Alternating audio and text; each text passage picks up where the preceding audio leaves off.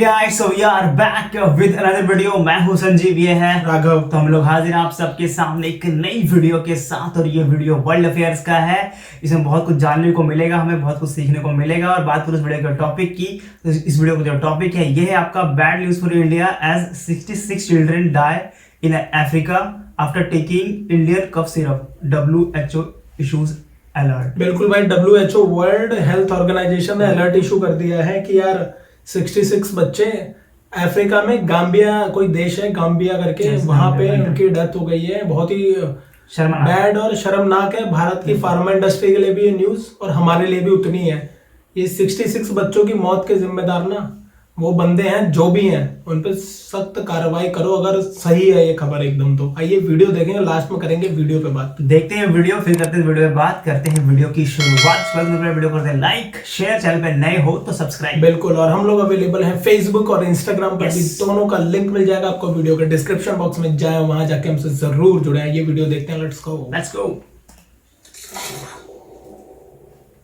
Hello and welcome you all to world affairs. Now Prashant Dhawan. Now एक बहुत ज्यादा खराब न्यूज आ रही है अफ्रीका से। 66 बच्चे बताया जा रहा है कि द गाम्बिया नाम का देश है अफ्रीका में, वहां पर मारे गए इंडियन मेड दवाई लेने के बाद। और WHO ने इस इशू पर इन्वेस्टिगेशन स्टार्ट कर दी है। यहाँ पे आप देख पाओगे BBC का आर्टिकल है, WHO alert over India made cough syrup.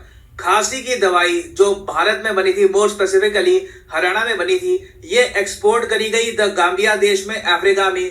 ये दवाई बहुत बच्चों ने ली और 66 बच्चों की जो मौत है वो डायरेक्टली इस दवाई से लिंक करके बता रहा है WHO। और इसलिए WHO ने यहाँ पर यह ट्वीट भी करी है। और यहाँ पर WHO के चीफ डॉक्टर टेड्रोस खुद कह रहे हैं कि एक्यूट इंजरीज लिंक की जा रही है इस दवाई से, कि ये दवाई का जो कंजम्पशन है इससे इन बच्चों की जो किडनी है इसमें इतना नुकसान हो गया कि 66 बच्चों की तो डेथ अभी कंफर्म है और डिटेल्स इन द फ्यूचर आ सकते हैं। आगे यहाँ पर याद करते हैं, the 4 medicines are cough syrup and cold syrup produced by Maiden pharmaceuticals limited in India. और अभी WHO आगे इन्वेस्टिगेशन और कर रहा है और इंडियन गवर्नमेंट को ये लोग प्रोवाइड करेंगे डेटा कि किस तरीके से इनके हिसाब से, WHO के हिसाब से इन दवाइयों में कमियां थी या तो टॉक्सिक प्रोडक्ट यहाँ पर यूज किए गए हैं जिसकी वजह से अफ्रीका में बच्चों की मौत हुई। नाउ अगेन ये न्यूज बहुत शॉकिंग है क्योंकि कफ सिरप एक बहुत ही बेसिक मेडिसिन होती है। काफी बार गले में प्रॉब्लम होती है तो हम लेते हैं कफ सिरप। तो कफ सिरप से अगर बच्चों की डेथ हो जाती है और वो भी made in India cough syrup, international news बन रही है इसकी, WHO यहाँ पर वार्निंग इशू कर रहा है। ये एक बहुत ज्यादा खराब न्यूज है फॉर इंडियन फार्मा इंडस्ट्री। तो डिस्कस करते हैं इस टॉपिक को इन डेप्थ के, यहाँ पर हुआ क्या है, भारत के लिए क्या लेसन आ सकते हैं यहाँ से, चाइना के साथ क्या हुआ था 2009 में, बहुत कुछ आपको जानने को मिलेगा। मगर आगे बढ़ने से पहले आपसे क्वेश्चन पूछूंगा। क्वेश्चन यहाँ पर यह है कि इस बार नोबेल प्राइज फॉर फिजिक्स ये दिया गया है इन 3 साइंटिस्ट को। इनको सम्मानित क्यों किया गया है, इन्होंने किस फील्ड में बहुत अच्छा काम किया जिसकी वजह से इनको ये नोबेल प्राइज मिला है। ये है यहाँ पे आपकी option, nuclear physics, quantum mechanics, neutron science या फिर स्पेस एक्सप्लोरेशन। कमेंट सेक्शन में करिए उत्तर, सही आंसर आपको मिलेगा वीडियो के अंत में। नाउ फर्स्ट ऑफ ऑल यहाँ पर मैं ऐड कर दूं कि ये पहली बार नहीं है कि एशिया से कोई दवाई अफ्रीका या फिर इवन किसी और कॉन्टिनेंट में गई हो और वहां पर लोगों की मौत हुई हो। 2009 में क्या हुआ कि चाइना की एक कंपनी थी, ये भी कॉफ सिरप बनाती थी और इन्होंने कॉफ सिरप एक्सपोर्ट किया था सेंट्रल अमेरिका में। सेंट्रल अमेरिका में एक देश आपको मिलेगा पनामा के नाम से।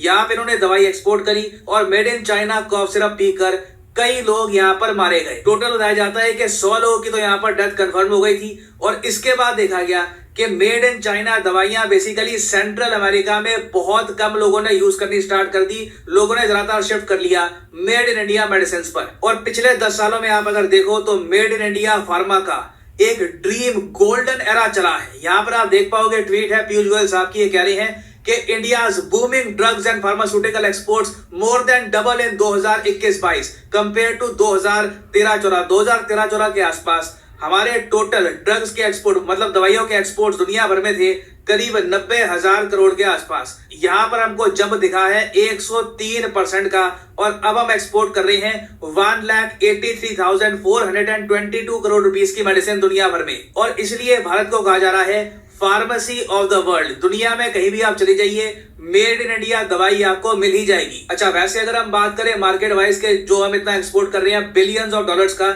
ये सबसे ज्यादा कहां पर जाता है, कौन सा रीजन है दुनिया का जो सबसे ज्यादा भारत की दवाइयां परचेज करता है? तो नंबर 1 पे आपको मिलेगा नॉर्थ अमेरिका। और ये मैं कहूंगा बहुत बड़ी जीत है भारत की, क्योंकि नॉर्थ अमेरिका में आपको मिलेगा मैक्सिको, यूएस, कनाडा, ये तीनों देश बड़ी क्वांटिटी में भारत से दवाइयां करते हैं परचेज। फिर नॉर्थ अमेरिका के बाद सिरा नीचे देखो आपको दिख जाएगा अफ्रीका। तो इसलिए ये जो न्यूज है ये बताया जा रहा है कि इंडियन फार्मास्यूटिकल इंडस्ट्री के लिए बैड न्यूज है, क्योंकि यूरोपियन यूनियन से ज्यादा हम लोग दवाइयां एक्सपोर्ट करते हैं अफ्रीका में। अफ्रीका में किसी भी देश में आप चले जाओ, कोई भी फार्मास्यूटिकल मेडिसिन आप परचेज कर लो, चांसेस है कि अगर आप 10 गोलियां लेते हो ना तो एक गोली तो इंडियन मेड आपको मिलेगी ही। और अफ्रीका में यहाँ पर आप देख पाओगे, बाय द वे ये आपके सामने अफ्रीकन कॉन्टिनेंट है और ये यहाँ पे आपको दिख जाएगा द गाम्बिया देश। द गाम्बिया देश की आबादी काफी कम है, सिर्फ 24 लाख की यहाँ पे आपको आबादी मिलेगी। राजधानी है इस देश की बांजुल, और गाम्बिया से एक बहुत ही फेमस रिवर बहती है, रिवर गैम्बी। बहुत ही फेमस देश है ये इस पर्टिकुलर रिवर की वजह से। और सिंस आबादी यहाँ पर सिर्फ 24 लाख के आसपास की है, तो आप इमेजिन कर सकते हैं जो ये इंसिडेंट हुआ है कॉफ सिरप वाला, ये पूरे देश में जल्दी से फैल जाएगा और ये लोग भी डेफिनेटली ये इशू रेज करेंगे इंडिया के साथ ना। हालांकि यहाँ पर मैं ऐड कर दूं कि भारत सरकार की तरफ से एक मैसेज गया WHO को कि आप थोड़ा और हमको डिटेल में बताओ कि गाम्बिया में जो बच्चों की मौत हुई है हम उनको डायरेक्टली कैसे लिंक कर सकते हैं कॉफ सिरप से, ताकि और हमारे पास इंफॉर्मेशन आए, उसी के हिसाब से इंडिया में जो कंपनीज हैं उन पर हम एक्शन लेंगे। तो ये डिटेल्स अभी आने बाकी है, मगर यहाँ पे एक बात क्लियर हो जाती है कि इंडिया को क्वालिटी के मामले में, क्वालिटी कंट्रोल के मामले में एक बड़ा स्टेप लेना होगा, नहीं तो जो भी हमने तरक्की करी है फार्मास्यूटिकल एक्सपोर्ट्स को लेकर ये तरक्की इरेज भी हो सकती है ना। अब यहाँ पर आप लोग पूछोगे कि ठीक है अभी के लिए जो इंसिडेंट हुआ है बहुत सैड है, मगर फ्यूचर में ऐसे इंसिडेंट्स ना हो ये रोकने के लिए हम क्या कर सकते हैं। देखिए मेरे हिसाब से टाइम आ चुका है कि भारत को चाहिए खुद का FDA। FDA क्या है? देखो FDA है फूड एंड ड्रग एडमिनिस्ट्रेशन। आपने अगर लाइफ में USA की बनी हुई कोई दवाई देखी हो, कोई मल्टीविटामिन देखा हो, कोई अगर वे प्रोटीन का डब्बा देखा हो, तो वहां पे आप नोटिस करोगे USA में जो भी दवाई बेचते हैं ये लोग, कुछ भी पैकेज खाना खाते हैं ये लोग, वहां पे एक स्टैंप लगा होता है FDA का कि ये आप जो चीज कंज्यूम कर रहे हो ना ये FDA अप्रूव्ड है। और नीति आयोग से लेकर भारत में कई एक्सपर्ट्स ने काफी बार कहा है कि जिस तरीके से USA में FDA है ना, वैसे ही भारत को भी एक अम्ब्रेला कंपनी बनानी होगी जो क्वालिटी कंट्रोल पर बहुत ज्यादा फोकस करेगी, इंश्योर करेगी कि टॉक्सिक मटेरियल कहीं भी इस्तेमाल ना किए जाए प्रॉफिट के नाम पर। तो नीड ये है कि भारत में जो वेरियस एजेंसीज हैं जैसे कि central drugs standard control organisation CDCSO, उसके अलावा FSSAI, उसके अलावा MDA, इन सबको हम एक सिंगल एजेंसी के अंडर लेके आए और उसका नाम रखे जो भी हो सकता है IFDA या फिर कुछ और नाम हमको रखना है वो भी रख सकते हैं।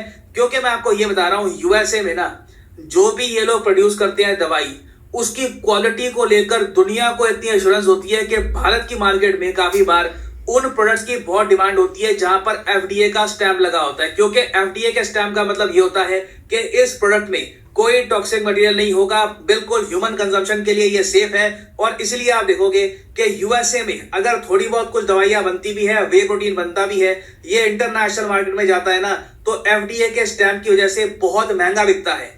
तो आप कह लीजिए USA ने क्वालिटी को एक ब्रांड बना दिया है कि अगर आप मेड इन USA परचेज करते हो तो बाय डिफॉल्ट आपको FDA का स्टैंप मिलेगा, तो मतलब आप जो भी परचेज कर रहे हो इट इज 100% सेफ। तो अगर इंडिया को लॉन्ग टर्म में चाइना से कंपीट करना है फार्मास्यूटिकल इंडस्ट्री के मामले में, क्योंकि अभी देखो दुनिया भर में दवाइयां एक्सपोर्ट करने के मामले में हम लोग चाइना से आगे हैं, मगर चाइना ऑब्वियसली ये चाहता है कि इस सेक्टर में भी इंडिया को ये लोग बीट कर दें। इसके लिए ये लोग बहुत तैयारी कर रहे हैं। तो नीड ये है कि इंडिया कॉन्स्टेंटली अपनी जो क्वालिटी है मेडिसिन की इसका स्टैंडर्ड बढ़ाता रहे।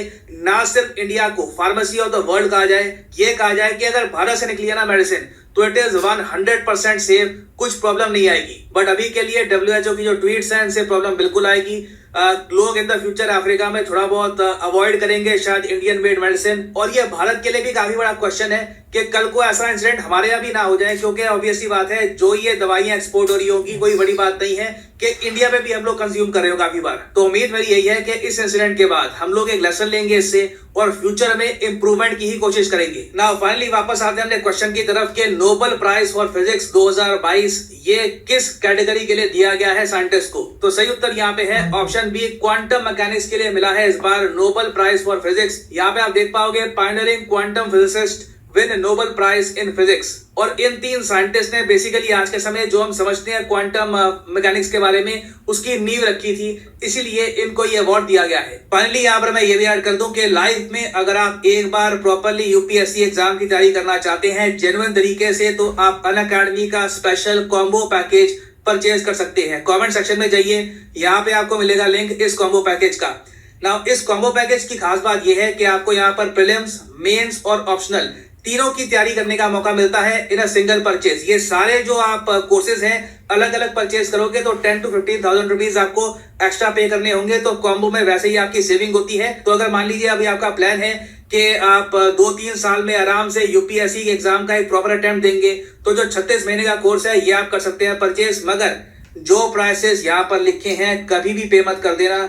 सिंपली यहाँ पर कोड यूज करो PD10 और प्राइसेस गिरना स्टार्ट हो जाएंगे। The prices will start falling. सिर्फ 3,000 रुपए में यूपीएससी ऑप्शनल, प्रीलिम्स, मेंस तीनों की तैयारी आप कर सकते हैं with Unacademy. So use the code PD10 and save money. So इसी नोट के साथ ये है वीडियो का अंत। Thank you for listening and as always God bless you all.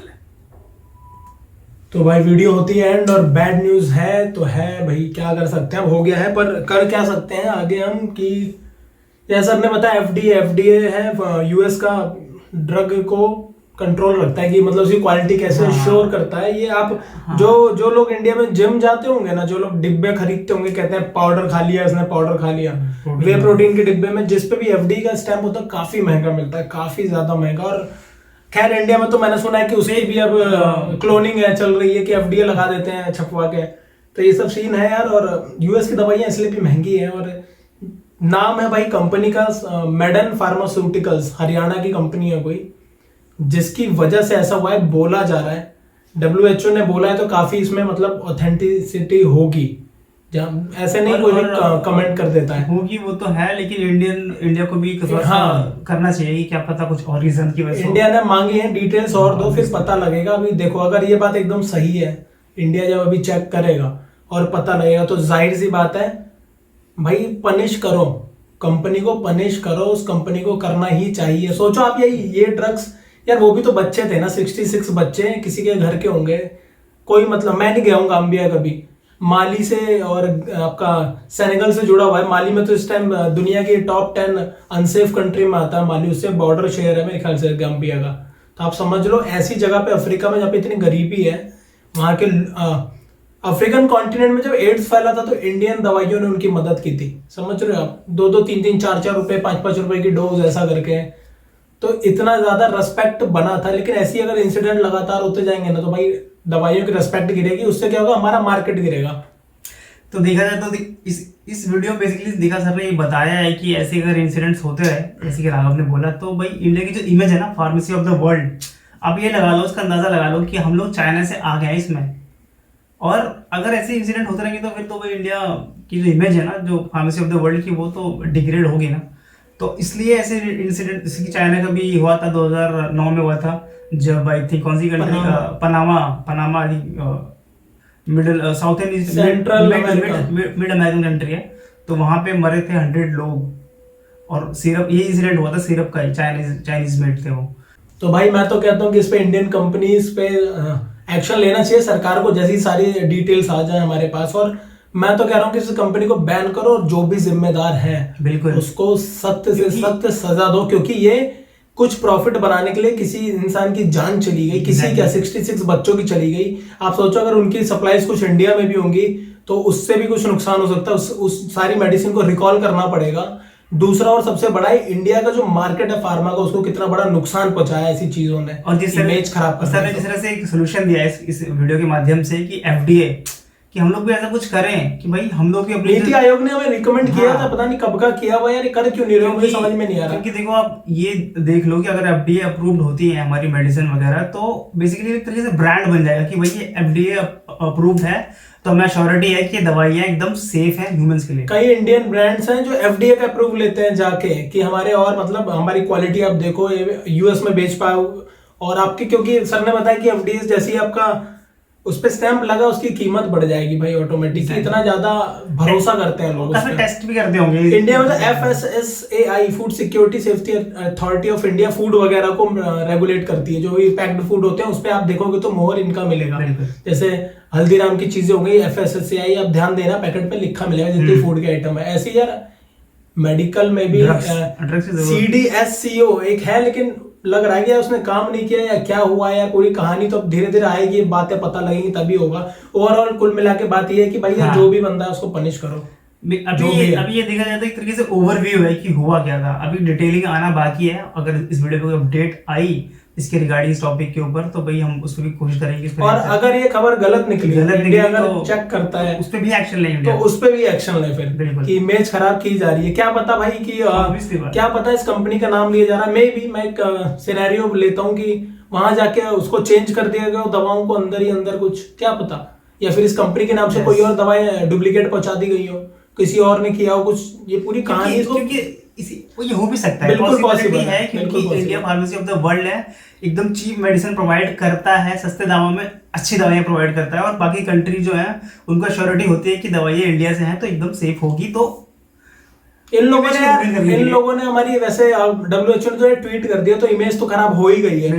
Image खराब तो हुई है, चाहे 5% मान लो 1% मान लो, इमेज खराब हुई है क्योंकि WHO ने सीधा बैन कर दिया है उस कंपनी को। तो बकायदा लिखा है Indian company Maiden pharmaceuticals from Haryana.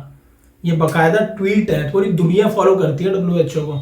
तो आप समझ रहे हो कि इम्पैक्ट तो आएगा। इंडिया किस तरीके से इससे निपटता है वो देखते हैं। बाकी तो हम सबको पता है, हम सब इंडियंस यही चाहते हैं कि भैया एक्शन तो लिया जाए। अगर ये खबर सही है तो इनके खिलाफ लिया जाए, और अगर गलत है तो जिसने ऐसा किया है वो ढूंढ के निकालो उस बंदे को कि भैया फिर इंडिया की इमेज खराब कर रहे हैं बंदे।